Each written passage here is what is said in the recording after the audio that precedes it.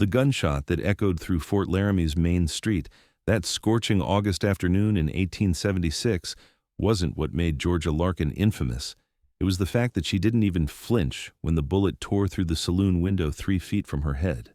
She just kept walking down the wooden boardwalk with her head held high, her dark auburn hair catching the sunlight like copper fire, while every man, woman, and child scattered like tumbleweeds in a dust storm.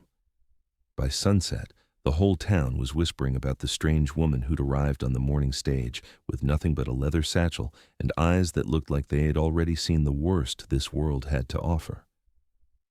Georgia had heard the whispers starting the moment her boots touched Wyoming soil. The stage driver had given her a long look when she'd paid her fare, his weathered face creasing with curiosity that bordered on impropriety.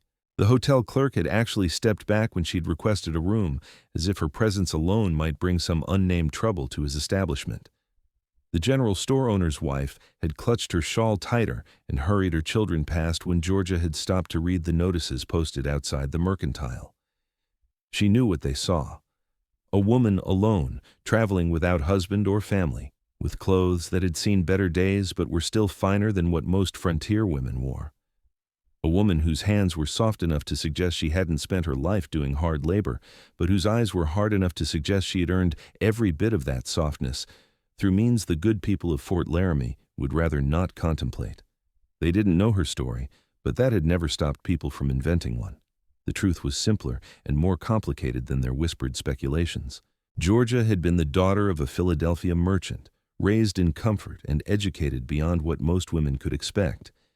She'd been engaged to a man her father had chosen, a banker's son with political ambitions and wandering hands. When she'd broken the engagement after discovering he kept a mistress and had no intention of giving her up after marriage, her father had called her ungrateful. When she'd refused the next match he'd arranged, he'd called her ruined. When she'd taken the money her mother had secretly saved for her and bought a ticket west, he'd called her dead. So here she was in Fort Laramie, Wyoming territory, very much alive and determined to stay that way. She'd heard there were opportunities out west for women willing to work hard, teaching positions, nursing positions, even claims that single women could file if they had the courage. Georgia had courage in abundance. What she needed now was information, connections, and time to figure out her next move. The boarding house where she'd taken a room was run by a widow named Mrs. Patterson, a stern-faced woman with iron-gray hair who'd looked Georgia up and down with shrewd eyes that missed nothing. "I run a respectable establishment," she'd said flatly. "No men in the rooms, no drinking, no carrying on. You pay weekly in advance, and you're out by 8 in the morning and not back until 6 in the evening unless it's Sunday." "That's acceptable," Georgia had replied, meeting the woman's gaze steadily. "What brings you to Fort Laramie?" Mrs. Patterson had asked, her tone making it clear this was a test.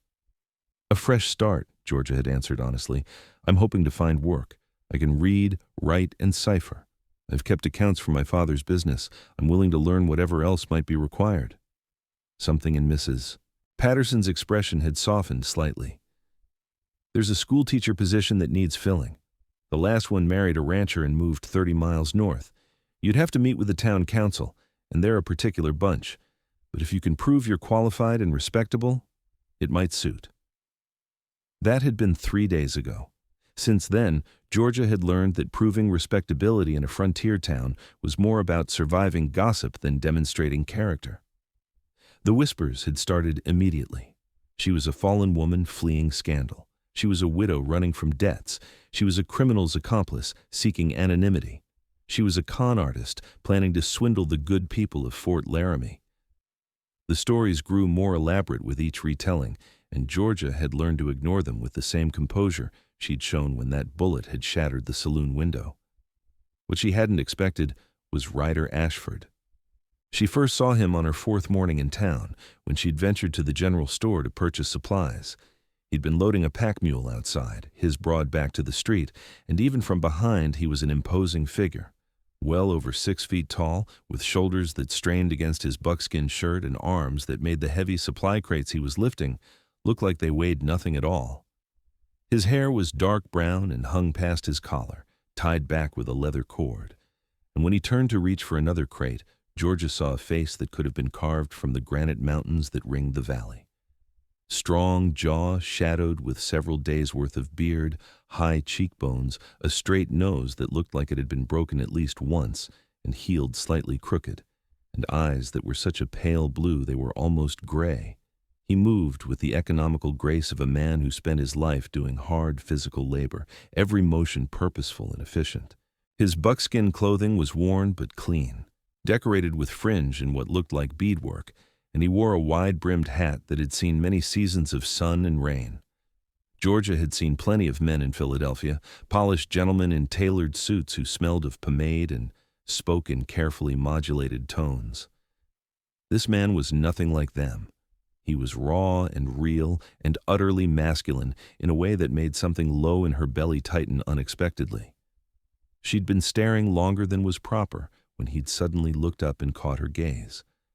For a long moment, they'd simply looked at each other across the dusty street. His pale eyes had traveled over her face with an intensity that should have been unsettling but somehow wasn't. Then, to her surprise, he'd touched the brim of his hat in a gesture of acknowledgement and turned back to his work. "That's Ryder Ashford," a voice had said behind her. Georgia had turned to find a young woman about her own age, blonde and pretty, with curious blue eyes. "He's a mountain man. Comes down from his cabin 3-4 times a year to trade furs and stock up on supplies. Mostly keeps to himself." "I see," Georgia had said neutrally, though her heart was beating faster than it should. "He's not dangerous or anything," the young woman had continued. "Not like some of the rough types that pass through. He helped my brother once when he got lost hunting in the high country. Carried him 5 miles back to town with a broken leg and wouldn't even accept payment. But he doesn't talk much. Lives alone up in the mountains, they say. Been doing it for years." "How long has he been in Fort Laramie?" Georgia had asked, trying to sound casual. "Oh, he arrived yesterday. He'll be here maybe a week, then head back up into the high country. He's been coming here since before I was born, my mother says. Must be close to 30 now, I'd guess." The young woman had extended her hand. "I'm Sarah Miller, by the way. My parents run the dry goods store." "Georgia Larkin," Georgia had replied, shaking her hand. "Pleased to meet you." Sarah's eyes had lit with recognition. "Oh, you're the new school teacher. Well, the one who's being considered for it. I heard about you. The town council's meeting tomorrow to make their decision. I hope you get it. We haven't had proper schooling here in months, and the children are running wild." "I hope so too," Georgia had said sincerely. "I could use the work." They'd chatted for a few more minutes before Sarah had needed to return to her family store, leaving Georgia to continue her errands. She'd tried not to look back at the mountain man, but her eyes had betrayed her more than once. Each time she'd found him focused on his work, loading his supplies with methodical efficiency.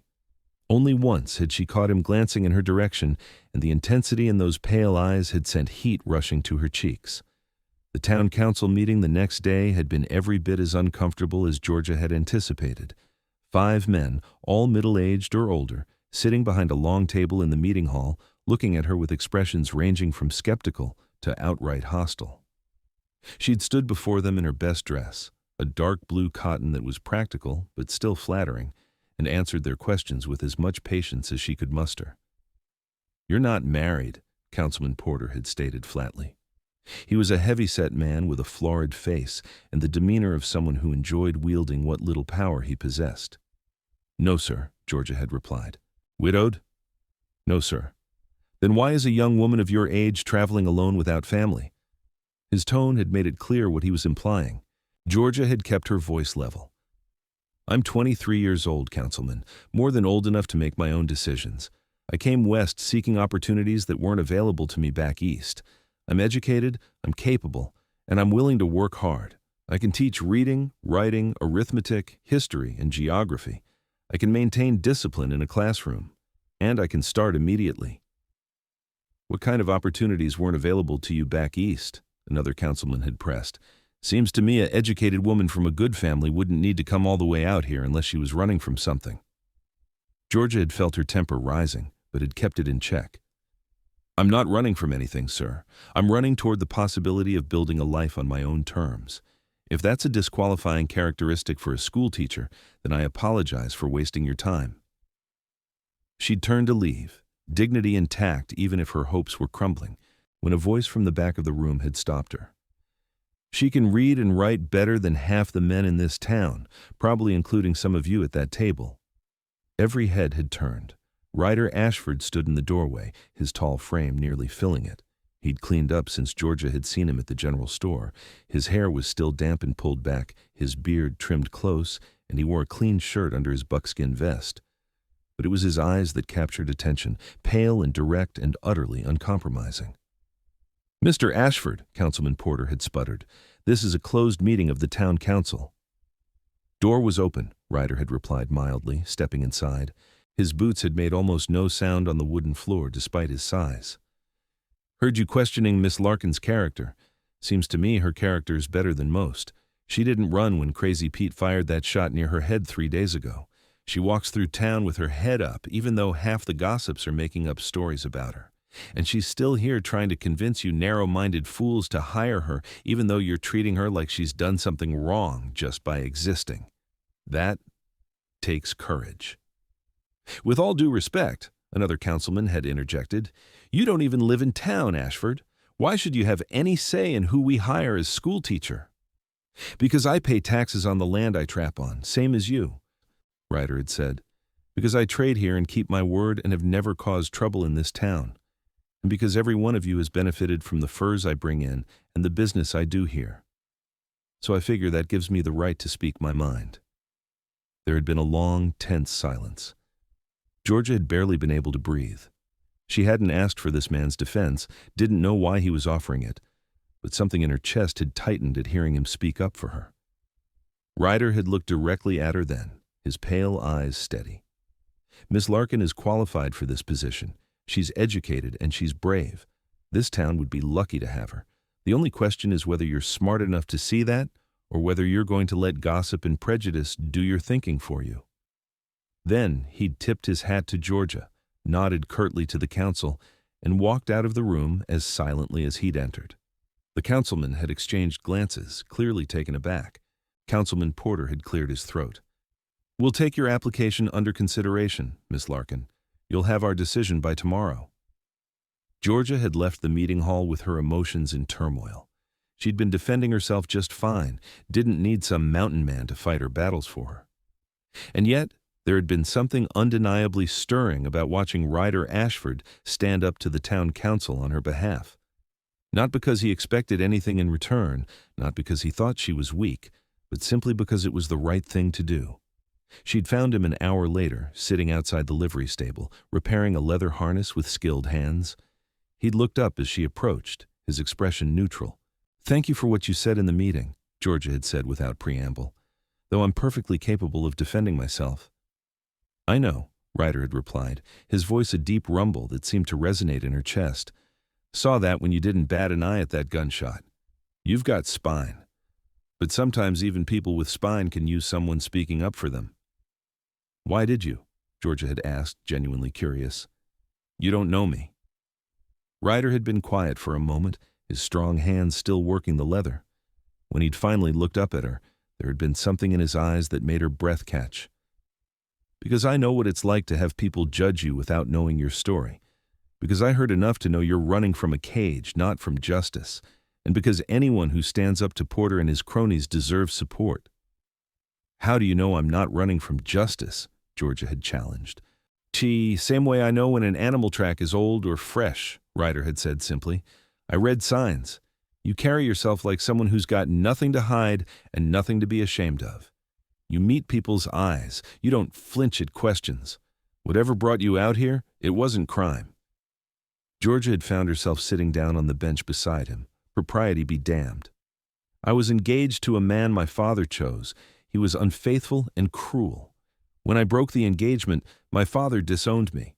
So I took what money I could and came west to start over. That's the story the gossips are so eager to embellish." "Sounds like you made the right choice," Ryder had said. "Better to be free and poor than rich and trapped." "Is that why you live in the mountains?" Georgia had asked. "To be free?" Ryder's hands had stilled on the leather for a moment. "Something like that. I came west when I was 16. My father was a drunk who took his temper out on my mother and me. One night it got bad enough that I fought back, nearly killed him, ran before the law could get involved, headed into the mountains and never came back down, except to trade. "I'm sorry," Georgia had said softly. "That must have been terrible." "It was what it was," Ryder had said, resuming his work. "Made me who I am. And I like who I am well enough. I've got my cabin, my traps, my freedom. I answer to no one, depend on no one, and nobody depends on me. It's a good life." "Sounds lonely," Georgia had observed. Ryder had looked at her then, really looked at her, and she'd seen something flicker in those pale eyes. "Sometimes," he'd admitted, "but lonely is better than trapped." They'd sat in companionable silence for a while, Georgia watching his hands work the leather with practiced skill. His fingers were long and strong, scarred from years of hard work, and she'd found herself wondering what those hands would feel like touching her face. The thought had been so unexpected and so inappropriate that she'd felt heat rising in her cheeks. "I should go," she'd said abruptly, standing up. "Mrs. Patterson expects me back by 6. Ryder had nodded but hadn't stood. "Hope you get the job, Miss Larkin. The children here could use someone like you teaching them." "Thank you, Mr. Ashford." "Ryder," he'd corrected. "Nobody calls me Mr. Ashford." "Then call me Georgia," she'd said, surprising herself. His lips had curved in something that wasn't quite a smile, but was close. "Georgia. Suits you. Strong name for a strong woman." She'd walked back to the boarding house with her heart beating too fast and her mind whirling. She barely knew this man, had spoken to him for perhaps 20 minutes total, and yet something about him drew her in a way she couldn't explain. Maybe it was the quiet strength he radiated, or the way he'd defended her without making her feel weak. Maybe it was the understanding in his eyes when she'd told him about her past, or maybe it was simply the way her body responded to his presence, every nerve alive and aware in a way she'd never experienced before. The next morning, Mrs. Patterson had knocked on her door with news that the town council had decided in her favor. Georgia Larkin was Fort Laramie's new schoolteacher. She'd start the following Monday, which gave her 4 days to prepare. The salary wasn't generous, but it was fair, and it came with a small stipend for school supplies. More importantly, it gave Georgia legitimacy, respectability, and a purpose. She'd celebrated by purchasing fabric for 2 new dresses and treating herself to a meal at the hotel restaurant, where the whispers had continued, but now carried a different tone. She was no longer just the mysterious woman who'd arrived alone. She was the new schoolteacher, and that position carried a certain authority that even the gossips had to respect. She'd seen Ryder twice more over the next few days, once at the general store, where they'd exchanged nods but hadn't spoken, surrounded as they were by curious eyes. And once in the evening, when she'd taken a walk along the creek that ran behind the town and found him there, standing knee-deep in the water with a fishing line. "Any luck?" she'd called out. He'd turned, water dripping from his bare forearms where he'd rolled up his sleeves. "Caught 3 trout. Been a good evening." Georgia had walked closer to the bank. "I've never been fishing." "Never?" Ryder had looked genuinely surprised. "City life must be different than I thought." "Very different," Georgia had confirmed, "though I'm learning to adapt." "You're doing better than adapting," Ryder had said. "Heard you got the teaching position. Congratulations." "Thank you. And thank you again for speaking up at the meeting. I don't know if it made the difference, but it certainly didn't hurt." Ryder had waded to the bank, his boots squelching in the mud. "They'd have been fools not to hire you. Though they are fools, so maybe it did make the difference." He'd grinned then, a flash of white teeth against his tanned face that transformed his usually serious expression into something boyish and charming. Georgia had laughed, surprised by the humor. "Are you always this direct?" "Mountain living doesn't leave much room for fancy words," Ryder had replied. "You say what you mean and mean what you say, or you don't survive." "I like it," Georgia had said honestly. "Back in Philadelphia, people spent so much time talking without saying anything real. It's refreshing to meet someone who just speaks the truth." They'd talked until the sun began to set, standing by the creek while Ryder cleaned his fish with quick, efficient movements. He'd told her about life in the mountains, the harsh winters and beautiful summers, the wildlife and the solitude. She told him about Philadelphia, the society parties and rigid expectations, the suffocating rules that governed every aspect of a woman's life. "You're brave," Ryder had said at one point, "leaving all that behind to come out here with no guarantees."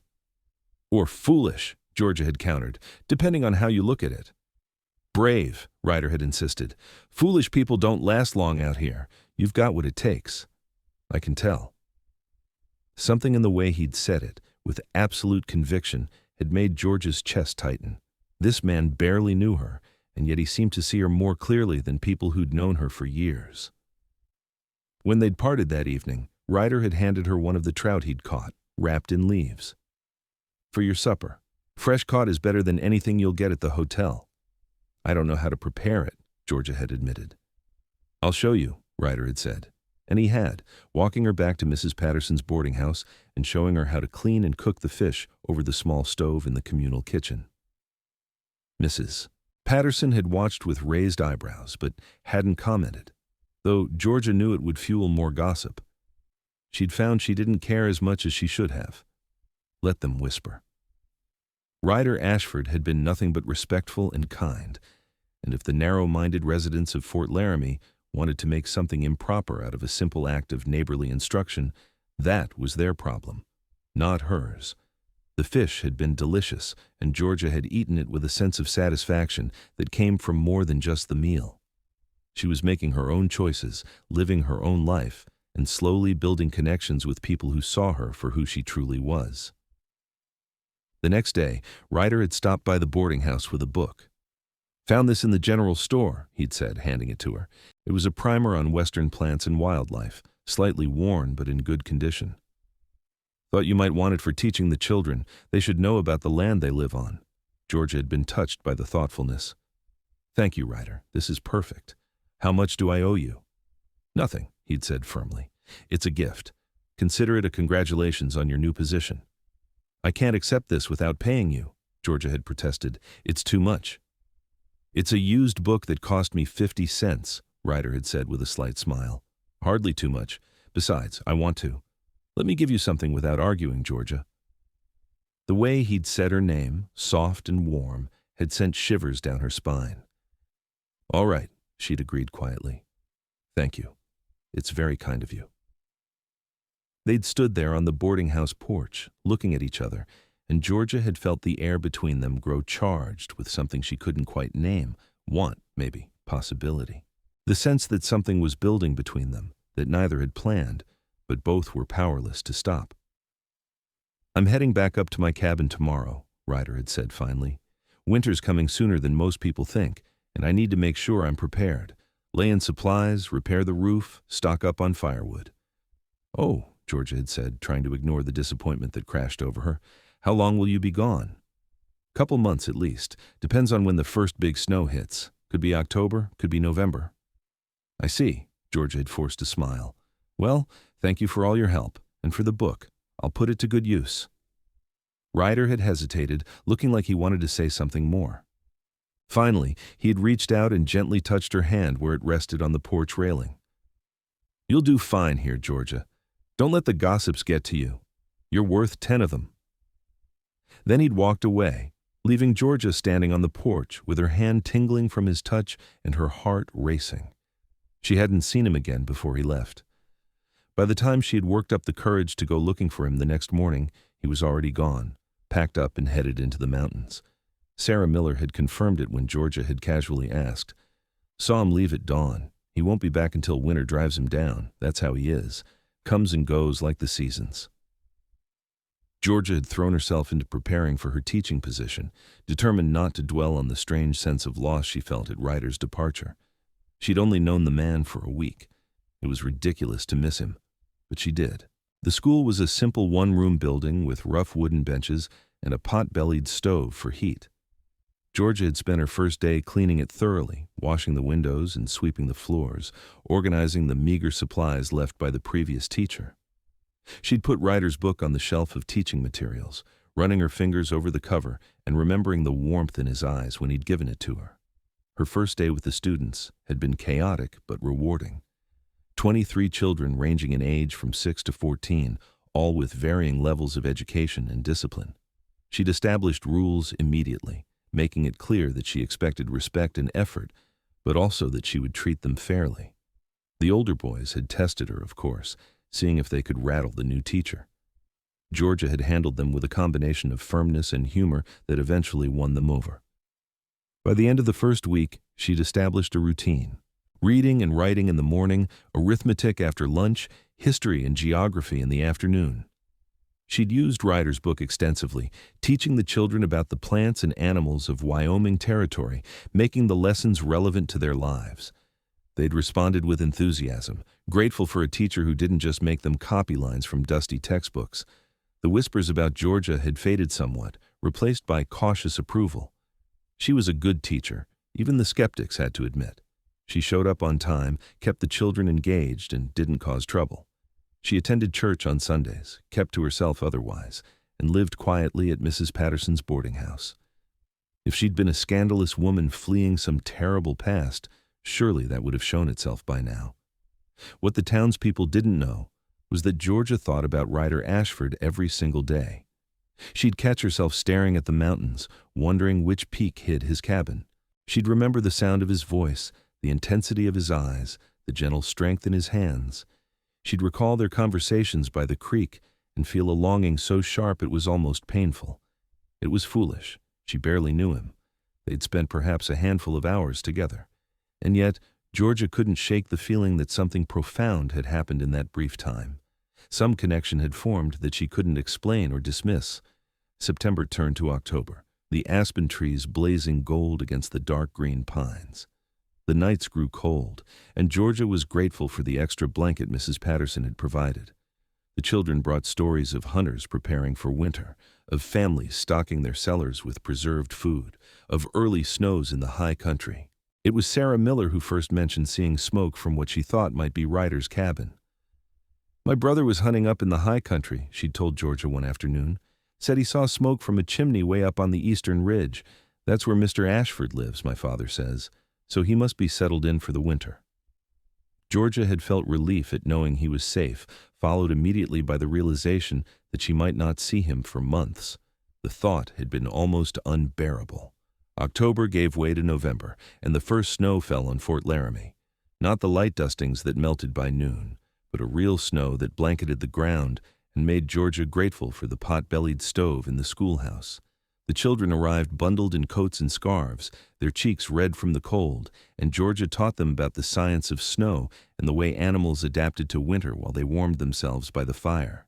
She'd been teaching for 2 months and had fallen into a comfortable rhythm. She had friends now, Sarah and a few other young women in town, who'd proven to be genuinely kind once they'd gotten past the initial gossip. She had students who respected her and parents who acknowledged her success. She had a purpose and a place in this frontier town. But at night, lying in her narrow bed at the boarding house, she thought about Ryder Ashford and wondered if he thought about her too. It was the 3rd week of November when the incident happened that changed everything. Georgia had stayed late at the school, organizing supplies and preparing lessons for the following week. The sun had set earlier these days, and by the time she'd locked up and started walking back to the boarding house, it was fully dark. She'd been halfway there when she'd heard the sound of raised voices from the alley behind the saloon. Georgia knew she should keep walking, mind her own business, but something in the tone made her pause. One voice was slurred with drink and aggressive. The other was younger, frightened. Against her better judgment, Georgia had approached the alley. In the dim light spilling from the saloon's back door, she'd seen a large man with his hand on the arm of a young girl. The girl couldn't have been more than 13 or 14, one of Georgia's students, and she was clearly trying to pull away. "Let her go," Georgia had said, her voice cutting through the night air with authority she didn't quite feel. The man had turned, and Georgia had recognized him as one of the drifters who'd been hanging around town for the past week. "This ain't your business, lady," he'd growled. "She's my student," Georgia had replied, walking closer despite her pounding heart. "And she's a child. Let her go right now." "Or what?" the man had sneered. "What's a prissy schoolteacher going to do about it?" "I'll call the sheriff," Georgia had said, though she had no idea if the sheriff was even in town. The man had released the girl's arm and turned fully toward Georgia, and she'd seen the mean glint in his eyes that said he'd had too much to drink and was looking for trouble. "Maybe I want some time with the teacher instead," he'd said, taking a step toward her. Georgia had stood her ground, even though fear was coursing through her veins. "Run, Mary," she told the girl. "Run home right now." The girl had fled, her footsteps echoing in the alley. The man had smiled unpleasantly. "Now it's just you and me, teacher. Let's see how tough you really are." Georgia had opened her mouth to scream, but before she could make a sound, a large figure had materialized from the shadows behind the man. A strong hand had grabbed the drifter's shoulder and spun him around, and then Ryder Ashford's fist had connected with the man's jaw with a sickening crack. The drifter had gone down hard, hitting the ground and staying there, groaning.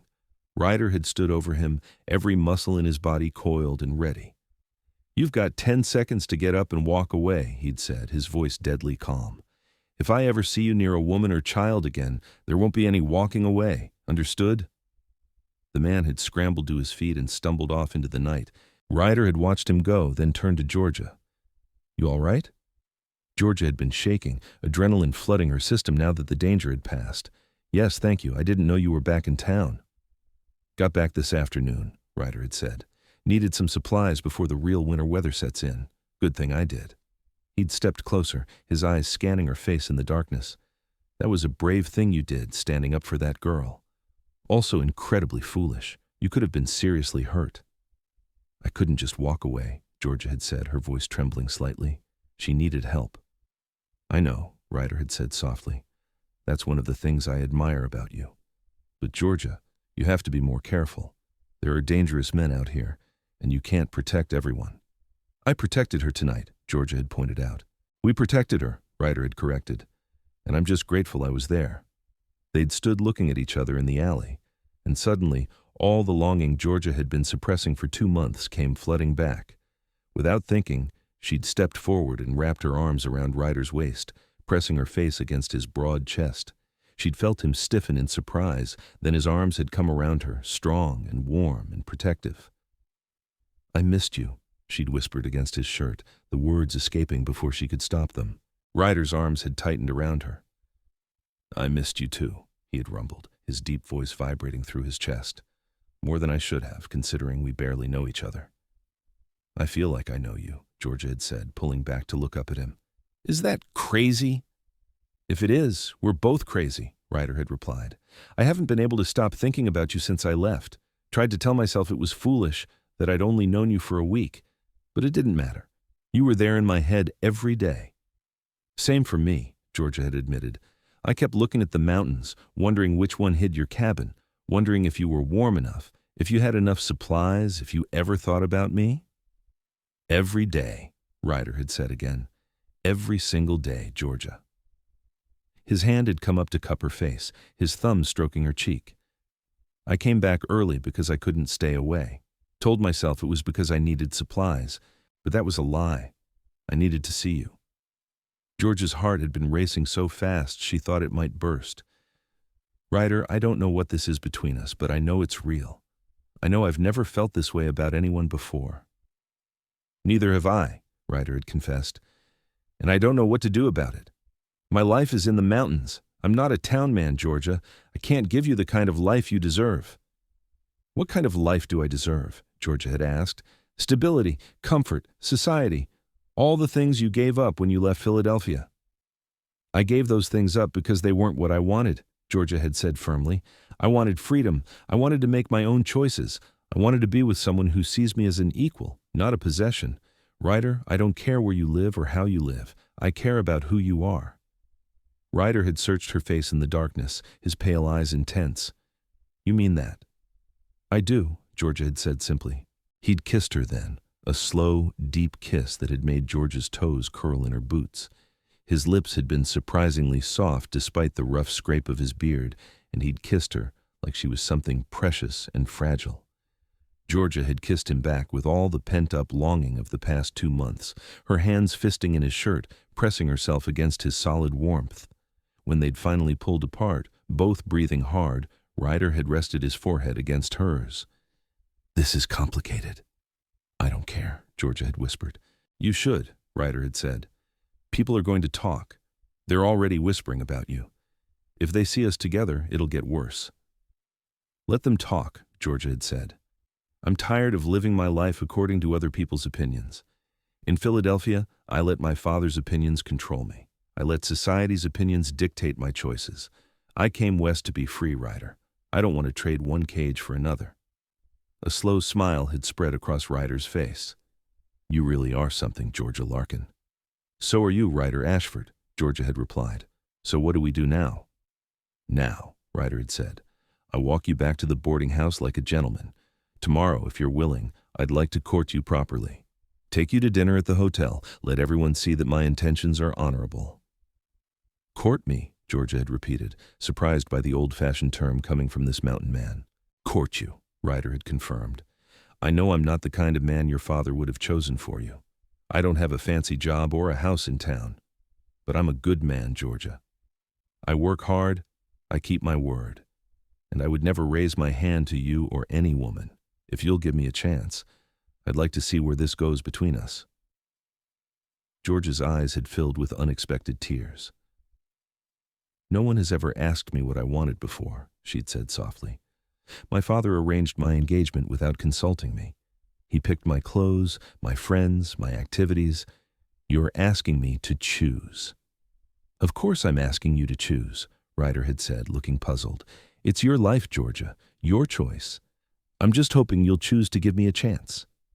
Yes, Georgia had said without hesitation. Yes, I'll let you court me. Yes, I want to see where this goes. Yes to all of it. Ryder had kissed her again, softer this time, tender and sweet. Then he'd taken her hand and walked her back to the boarding house, proper as could be despite the fact that they had just been kissing in an alley like teenagers. Mrs. Patterson had been waiting on the porch, her face creased with worry. There you are. I heard there was trouble near the saloon. Are you all right? I'm fine, Mrs. Patterson, Georgia had assured her. Mr. Ashford helped me deal with a difficult situation. Mrs. Patterson's shrewd eyes had taken in their joined hands, and something had softened in her expression. I see. Well, I'm glad you're safe. Come inside and warm yourself. You're welcome to sit in the parlor if you'd like, Mr. Ashford. It's a cold night. They'd sat in Mrs. Patterson's parlor for another hour, talking quietly while the landlady bustled around and pretended not to listen. Ryder had told Georgia more about his life in the mountains, the isolation and beauty, the hard work and simple pleasures. Georgia had told him about her teaching, the students who were starting to thrive under her instruction, her growing friendships in town. When Ryder had finally left, he'd kissed Georgia's hand at the door like a courtier, his pale eyes warm with promise. I'll come by tomorrow at 6 to take you to dinner. I'll be ready, Georgia had promised. After he'd gone, Mrs. Patterson had sat down beside Georgia on the parlor sofa. He's a good man, she'd said quietly. Known him for 15 years, since he was just a boy, really. He's never caused trouble, always keeps his word. If he's setting his cap for you, you could do a lot worse. I don't care what the town thinks, Georgia had said firmly. I know, Mrs. Patterson had replied. That's what makes you right for him. He needs someone strong enough to handle the whispers, someone brave enough to make her own choices. She'd patted Georgia's hand. For what it's worth, I think you two are well matched. The next evening, Ryder had appeared at the boarding house exactly at 6, cleaned up and wearing his best clothes. He'd taken Georgia to the hotel restaurant, the nicest establishment in Fort Laramie, and made no attempt to hide their relationship. They'd sat across from each other at a table by the window where everyone could see them, and talked like they were the only two people in the room. The whispers had started immediately, of course. The schoolteacher and the mountain man. She was ruining her reputation. He was taking advantage of her naivety. They were an unlikely pair. It would never last. Georgia had heard every whisper and ignored every one. She'd looked across the table at Ryder, at his strong face and gentle eyes, and known with absolute certainty that she was making the right choice. This man saw her, really saw her, in a way no one else ever had. He valued her opinions, admired her courage, and treated her as an equal. What did she care what narrow-minded gossips thought? Over the next few weeks, Ryder courted Georgia with a combination of frontier practicality and surprising romance. He brought her gifts from the mountains, unusual rocks and birds' feathers and pine cones from trees that only grew at high elevations. He taught her to shoot a rifle, standing behind her with his arms around her, guiding her aim while her heart raced at his proximity. He took her on long walks along the creek, pointing out animal tracks and teaching her to read the signs of the wilderness. And he talked to her, really talked, sharing his thoughts and dreams and fears in a way Georgia suspected he'd never done with anyone else. He told her about the violence in his childhood home, the guilt he still carried about leaving his mother behind when he'd run away. Georgia had held his hand and told him that survival wasn't something to feel guilty about, that he'd been a child protecting himself from harm. In turn, she'd shared more about her life in Philadelphia, the suffocating expectations and rigid control, the way her father had treated her like property rather than a person, the relief she'd felt when she'd finally broken free, even though it had meant giving up everything she'd known.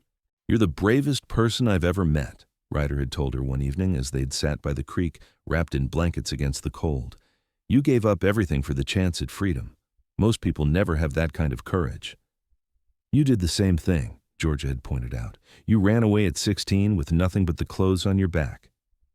"That was different," Ryder had said. "I was running from immediate danger. You were running toward possibility. That takes a different kind of courage." They'd kissed under the stars that night, a slow, heated kiss that had made Georgia want things she'd never allowed herself to want before. She'd felt the evidence of Ryder's desire pressing against her, but he'd been a perfect gentleman, pulling back before things could go too far. "I want you," he'd said roughly, his breath coming fast. "But not like this. Not until you're mine in every way that matters. Not until I can marry you and make it right." Georgia's heart had stopped. "Marry me?" Ryder had cupped her face in his large hands. "If you'll have me. I know it's fast. I know we've only been courting for a few weeks. But Georgia, I've never been more certain of anything in my life. You're the one, the only one. I knew it the first time I saw you, walking down that street like you owned it while everyone else scattered. I want to spend the rest of my life with you." "Yes," Georgia had said, tears streaming down her face. "Yes, I'll marry you. I love you, Ryder. I think I've loved you since you defended me to the town council." "I love you too," Ryder had said, and kissed her again with a tenderness that made her soul ache. They'd told Mrs. Patterson first, that very night, and the landlady had actually hugged them both with damp eyes. "I'm so happy for you," she'd said. "When's the wedding?" "As soon as possible," Ryder had said. "I don't want to wait. If Georgia's willing, I'd marry her tomorrow." "There has to be a proper ceremony," Mrs. Patterson had insisted, "but it doesn't have to be elaborate. The church, the preacher, a few witnesses. We could do it this Sunday after services." That had been 5 days ago. In the time since, Georgia had prepared for her wedding with a combination of excitement and nerves. She'd sewn a new dress, simple but pretty, in a deep green that brought out the color of her eyes. Sarah and a few other friends had helped her, their initial skepticism about her relationship with Ryder fading in the face of obvious happiness. The townspeople had opinions, of course. Some thought it was scandalous how quickly they were marrying. Others thought it was romantic. A few predicted disaster, saying that a city woman and a mountain man were too different to make it work. But there were also those who looked at Ryder and Georgia together and saw something genuine and lasting. Councilman Porter had been the most vocal in his disapproval. He'd actually approached Georgia on the street 2 days before the wedding, his face red with indignation. "This is completely inappropriate, Miss Larkin. You're a school teacher. You have a responsibility to set a proper example for the children. Marrying a mountain man after only a few weeks of acquaintance shows a shocking lack of judgment." Georgia had looked at him coolly. "My personal life is none of your concern, Councilman. And for your information, I'm resigning my teaching position, effective at the end of the term. I'll be moving to my husband's cabin in the mountains." Porter had sputtered. "You're throwing away a perfectly good position for a man you barely know? What about the children? What about your future?" "My future is with my husband," Georgia had said firmly. "And I do know him, Councilman. I know he's honest, hard-working, and kind. I know he treats me with respect and values my opinions. I know he makes me happier than I've ever been in my life. That's all I need to know." She'd walked away, leaving Porter fuming on the street, and had felt nothing but satisfaction. She was done living her life according to other people's expectations. Now, standing in the small room at the back of the church, Georgia smoothed down her green dress and took a deep breath. Through the door, she could hear the murmur of voices, not a large crowd, but more than she'd expected. Mrs. Patterson was out there, and Sarah and her family, and several of Georgia's students with their parents, and Ryder waiting for her at the front of the church with the preacher. There was a soft knock on the door, and Mrs. Patterson poked her head in. "Are you ready, dear? Everyone's waiting." Georgia nodded, unable to speak past the lump in her throat. She had no father to walk her down the aisle, no family to witness this moment. But as she stepped into the church and saw Ryder standing at the front, his pale eyes locked on her with such intensity and love, she realized she didn't need anyone else. This man was choosing her, and she was choosing him, and that was all that mattered. She walked down the aisle alone, her head held high, her eyes never leaving Ryder's face. He looked magnificent in his best clothes, his hair pulled back neatly, his strong features softened by the smile that spread across his face as she approached. When she reached him, he took her hand, his grip warm and steady. The ceremony was simple and beautiful. They spoke their vows in clear, strong voices, promising to love and honor each other for the rest of their lives. When the preacher pronounced them husband and wife, Ryder kissed her with such tenderness that Georgia felt tears sliding down her cheeks. The reception was held in the church hall, a modest affair with cake and punch. People congratulated them, some with genuine warmth, others with poorly concealed skepticism. Georgia didn't care. She stood beside her husband, her hand in his, and felt more certain of anything than she'd ever felt in her life. As the afternoon wore on, Ryder leaned down to whisper in her ear. "Ready to go home, Mrs. Ashford?" Georgia loved the sound of that, her new name. "Yes," she said, "take me home." They'd left Fort Laramie that evening, riding double on Ryder's sturdy horse with their supplies packed on the mule.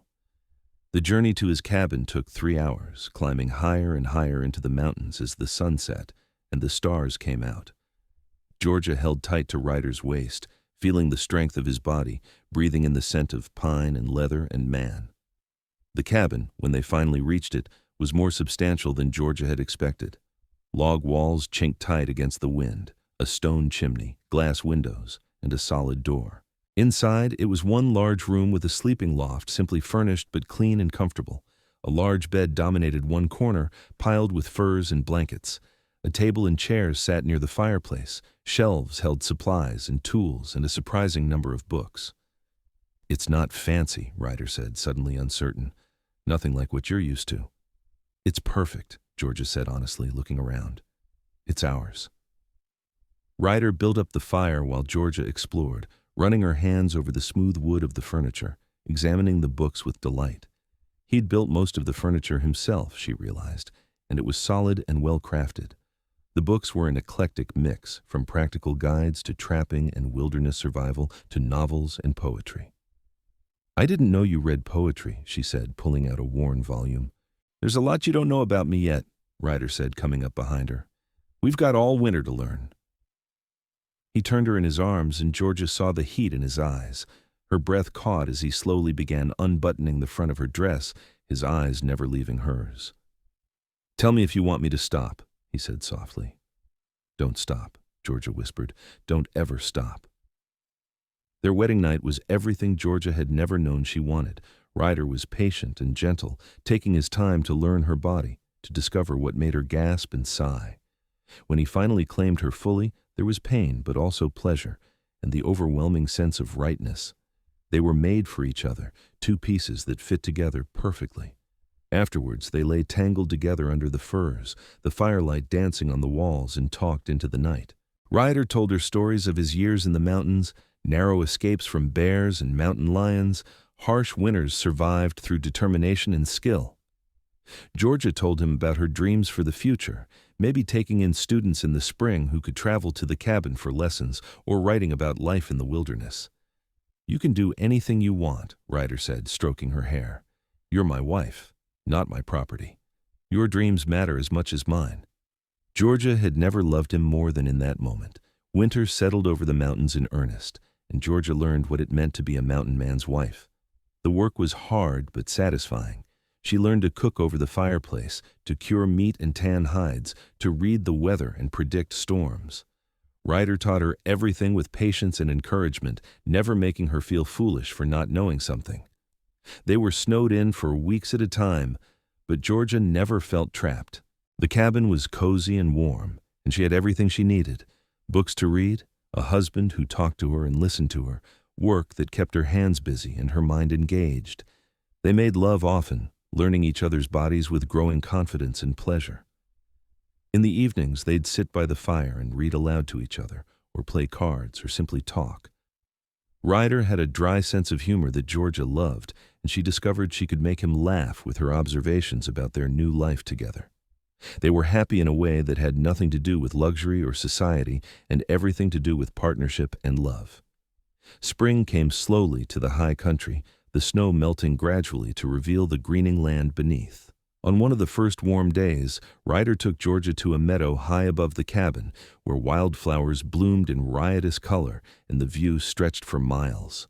"Nutsa, this is my favorite place," he told her, wrapping his arms around her from behind as they stood looking out over the valley. "I used to come here and think about what my life might be like if things were different, if I had someone to share it with." "And now you do," Georgia said, leaning back against his solid chest. "Now I do," Ryder agreed. "You know what the best part is? I thought I'd have to choose between my life in the mountains and having a partner. But you came along and made me realize I could have both. You fit here, Georgia, like you were always meant to be here." "I feel that way too," Georgia said. "I spent my whole life feeling like I didn't fit anywhere. Too independent for Philadelphia society, too educated for most men's comfort. But here, with you, I finally feel like I'm where I'm supposed to be." They made love in that meadow under the spring sun, surrounded by wildflowers and birdsong, and Georgia had never felt more alive or more loved. As spring turned to summer, they developed a routine. Ryder tended his trap lines and hunted, while Georgia kept the cabin, tended a small garden, and worked on her writing. She'd started keeping a journal of their life in the mountains and was thinking about turning it into a book. Ryder encouraged her, reading her drafts and offering suggestions. They weren't completely isolated. Other trappers and mountain men passed through occasionally, and Ryder and Georgia were always hospitable, offering food and shelter. Georgia discovered she had a talent for frontier doctoring, treating minor injuries and illnesses with herbs and common sense. Word spread, and people started seeking her out when they needed help. In late July, they made a trip down to Fort Laramie for supplies. It was Georgia's first time back since the wedding, and she was curious to see how the town had changed. They rode in together, Ryder tall and proud beside her, and Georgia noticed the whispers had taken on a different tone. "She looks happy," she heard one woman say, "healthier than when she lived in town." "They say he treats her real good," another woman replied. "Mary Jenkins said Mrs. Ashford delivered her baby last month up in the mountains, wouldn't take payment, just did it out of kindness." Sarah had been thrilled to see her, pulling Georgia into a tight hug. "I've missed you. Tell me everything. How's married life? Are you happy?" "Happier than I ever thought possible," Georgia had said honestly. "Ryder is everything I could want in a husband." "I can tell," Sarah had said with a knowing smile. "You're glowing. Is it just happiness, or is there another reason?" Georgia had hesitated, then shared the news she'd only confirmed a few weeks earlier. "I'm pregnant, due in late winter, we think." Sarah had squealed and hugged her again, and the news had spread through town like wildfire. By the time Ryder and Georgia had finished their shopping and prepared to head back to the cabin, several people had stopped to offer congratulations. Even Councilman Porter had grudgingly acknowledged her, though he'd looked deeply uncomfortable about it. The ride back to the cabin had been peaceful, both of them content with their purchases and happy to return to their mountain home.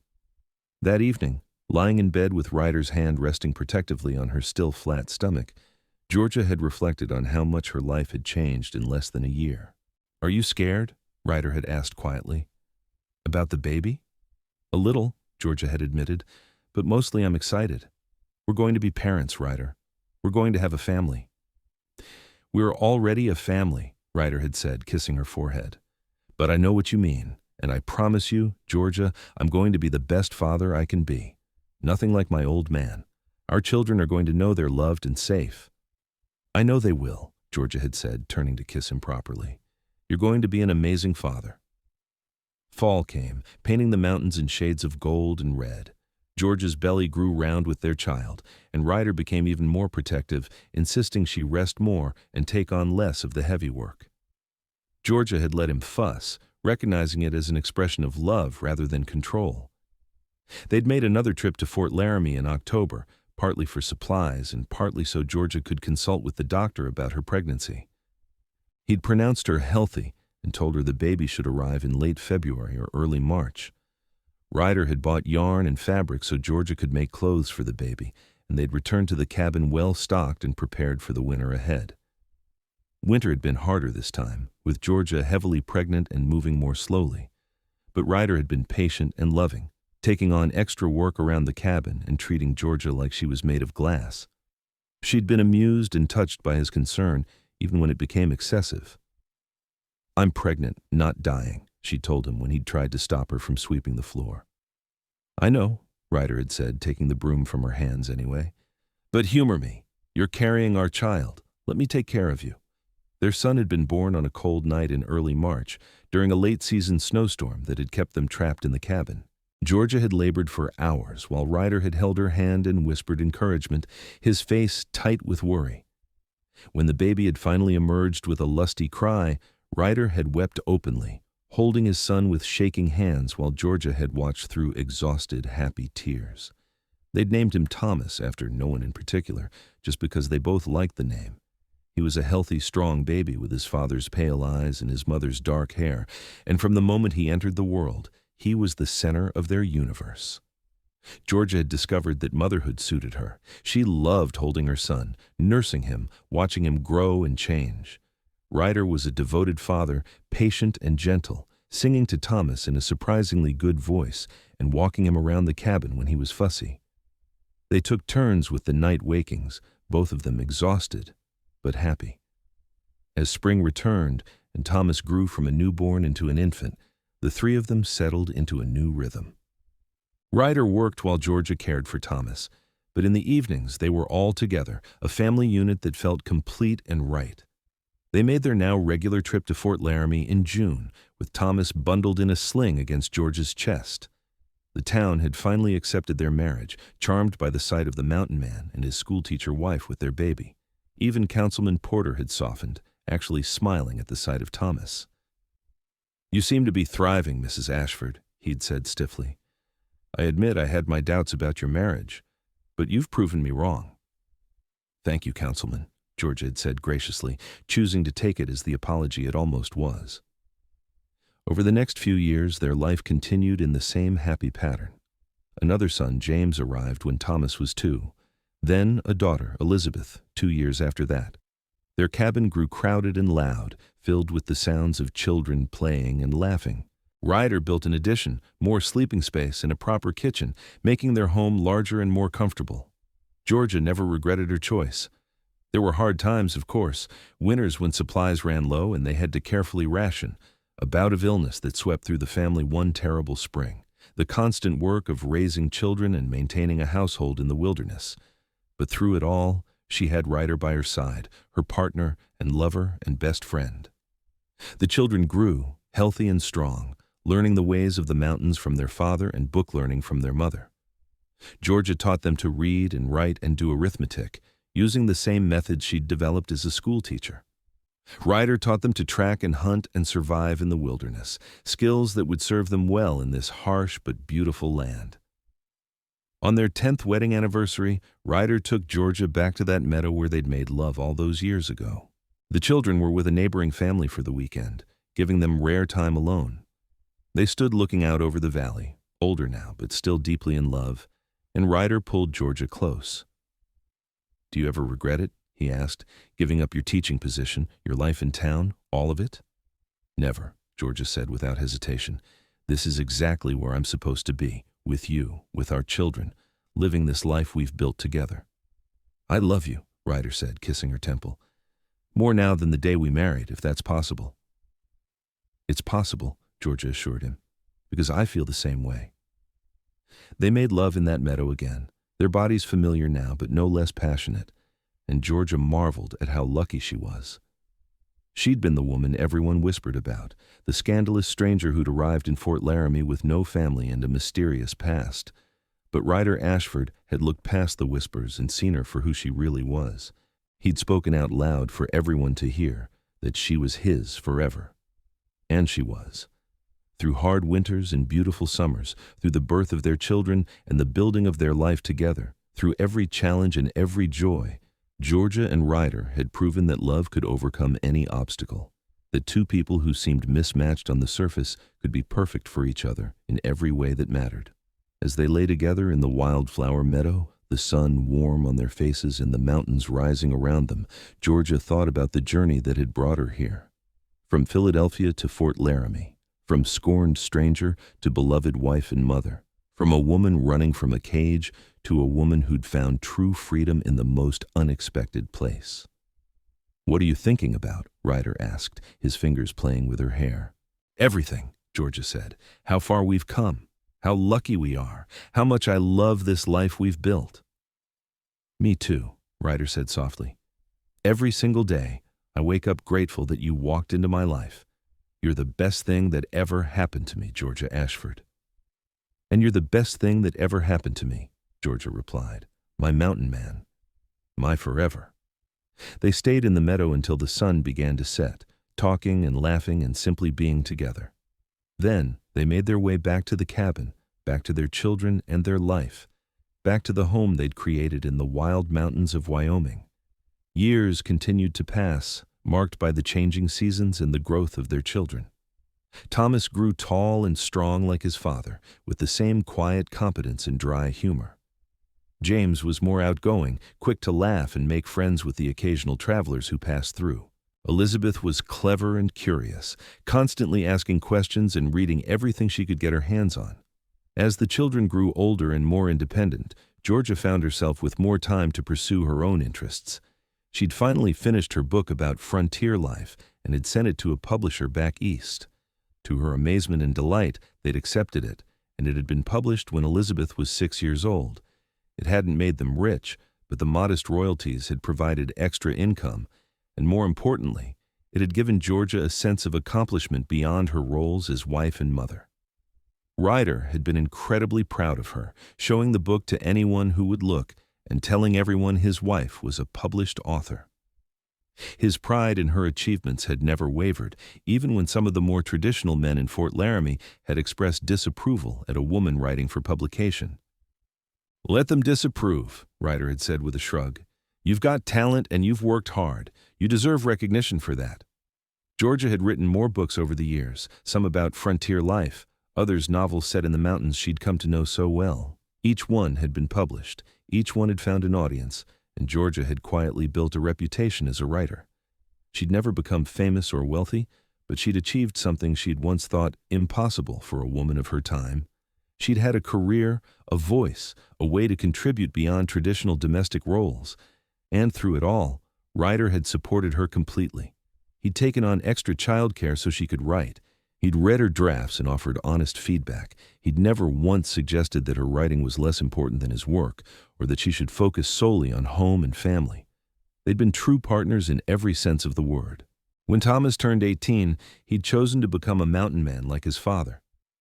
Ryder had taught him everything he knew, and father and son had spent seasons working together, building Thomas's own cabin not far from the family home. It had been bittersweet watching their eldest son become a man, but Georgia had been proud of the person he'd become. Strong and capable like his father, but with a gentleness and respect for others that came from being raised with love. James had different dreams. He'd always been fascinated by town life, by commerce and business. When he was 19, he'd moved to Fort Laramie and taken a job at the general store, eventually becoming a partner in the business. He'd married Sarah Miller's younger sister, and they'd given Georgia and Ryder their first grandchildren. Elizabeth had her mother's love of learning and her father's independence.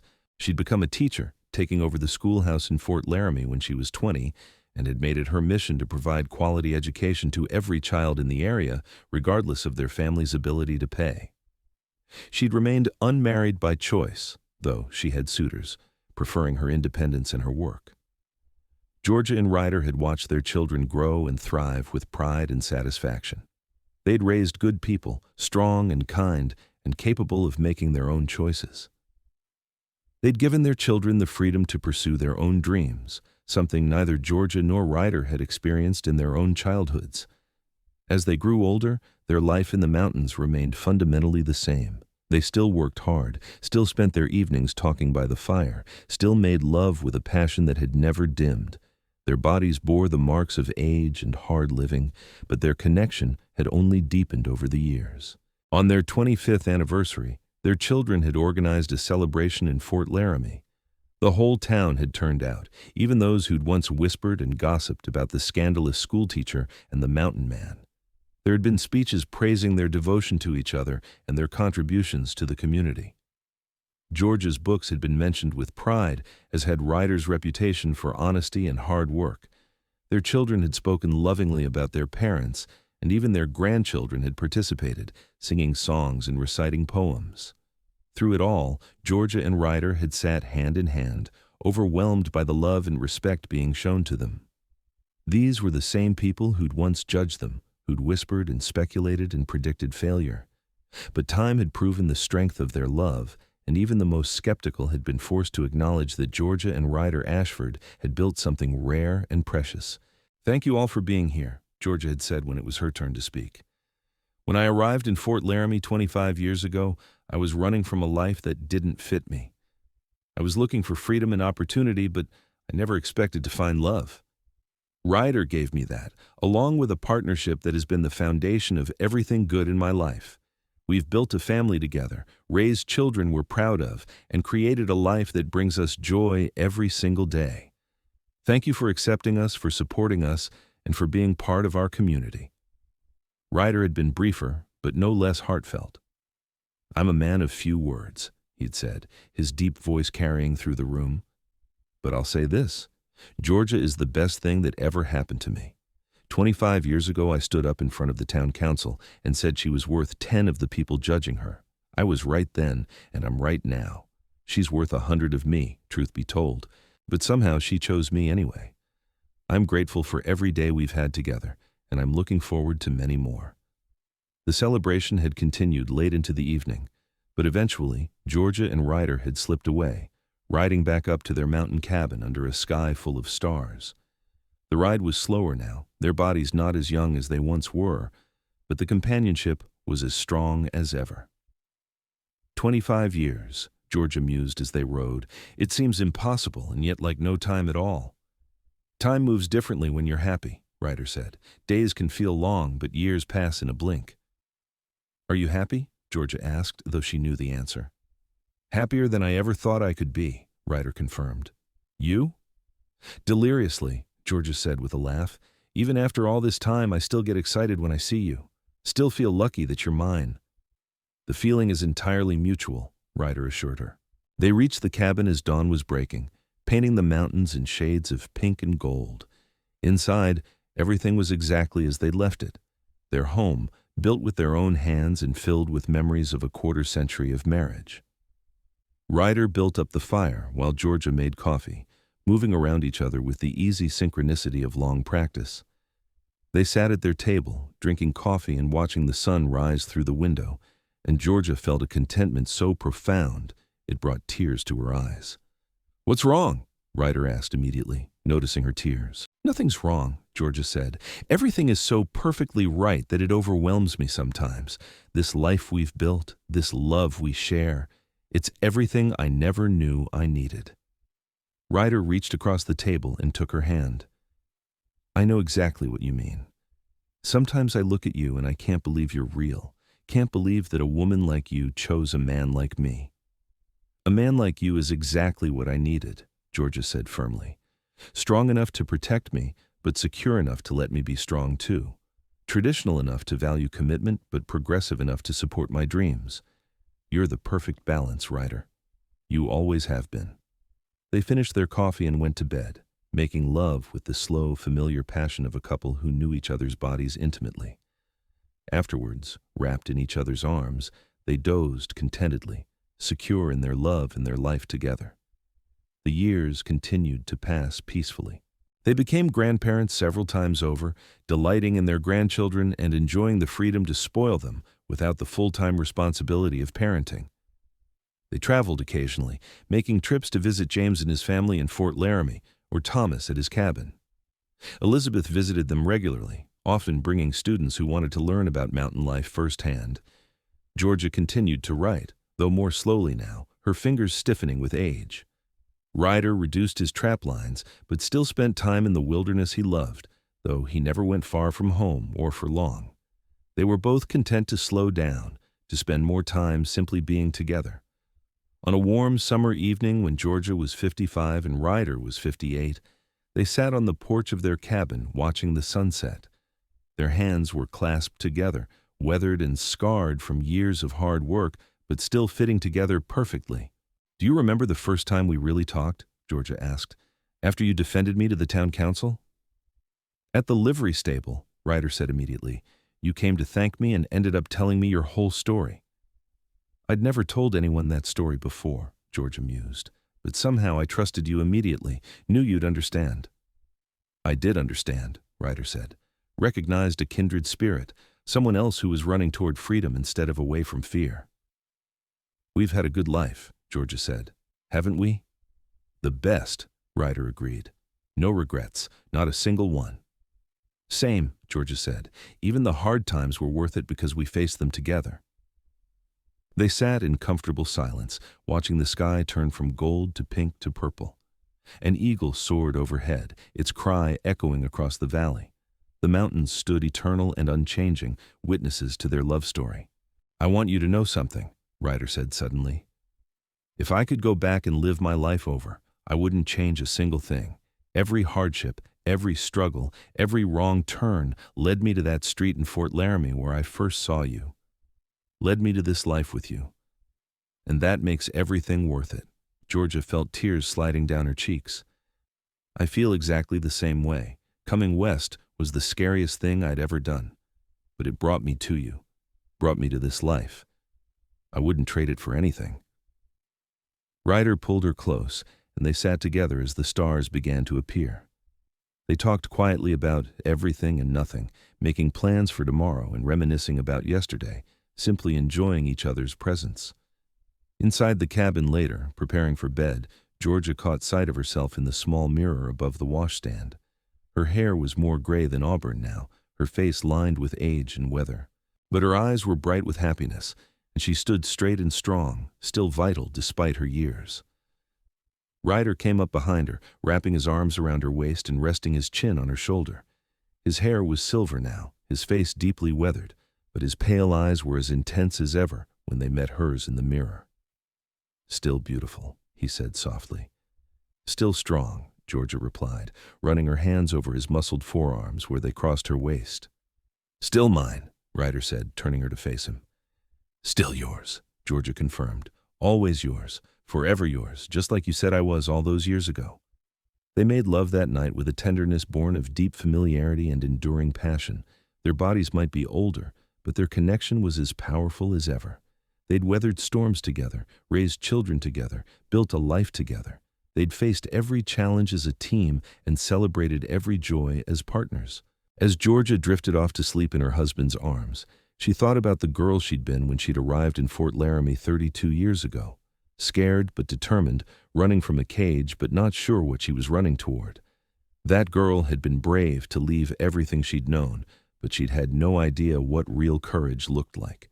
Real courage was choosing love even when the world said you shouldn't. Real courage was building a life on your own terms despite gossip and judgment. Real courage was staying committed through hard times and good times, sickness and health, prosperity and hardship. Real courage was what she and Ryder had shown every single day for more than 3 decades of marriage. Georgia had been the one everyone whispered about, but Ryder had spoken out loud that she was his forever. And he'd been right. She was his. And he was hers.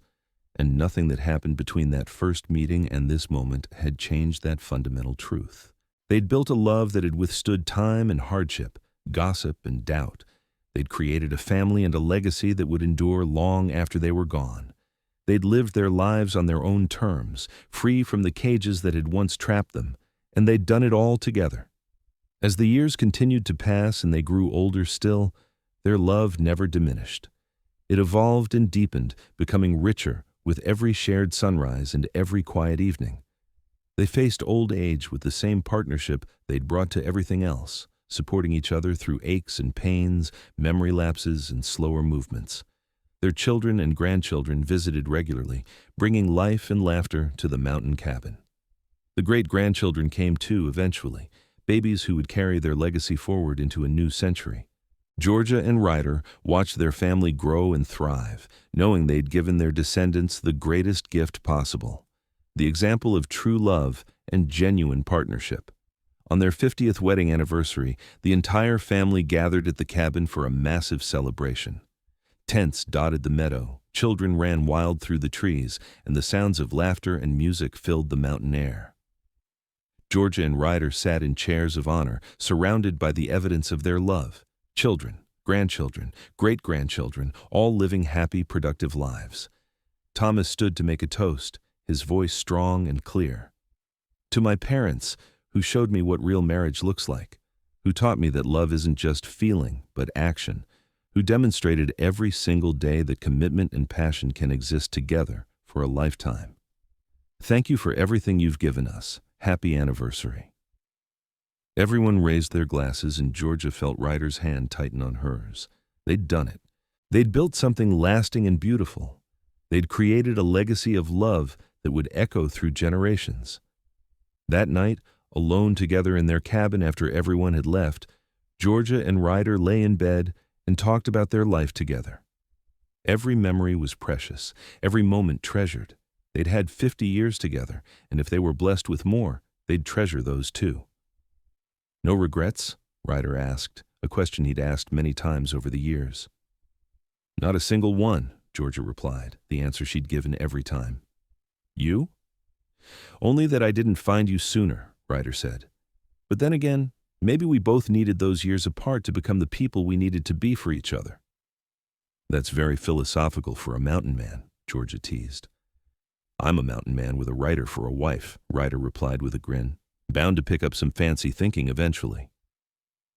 They laughed together, the sound as joyful as it had been 50 years ago. And when they finally fell asleep, it was with hearts full of gratitude for the life they'd built and the love they'd shared. Georgia and Ryder Ashford lived out their days in the mountains they loved, surrounded by family and sustained by a love that had never wavered. They'd been the subject of whispers and gossip, of doubt and judgment, but they'd proven everyone wrong simply by living their truth and loving each other without reservation. When they finally passed, many years later and within months of each other, they left behind a family that remembered them with love and admiration. Their story became legend in Fort Laramie, the tale of the schoolteacher and the mountain man who defied expectations and built a love for the ages.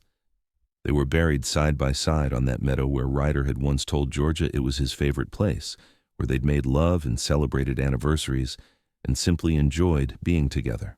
A simple stone marked their resting place, with an inscription their children had chosen carefully. Georgia and Ryder Ashford.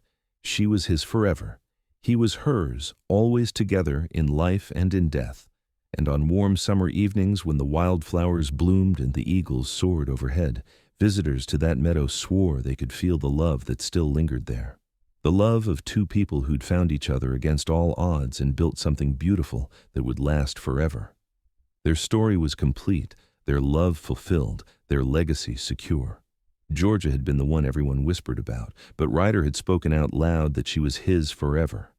And in the end, that was the only truth that mattered.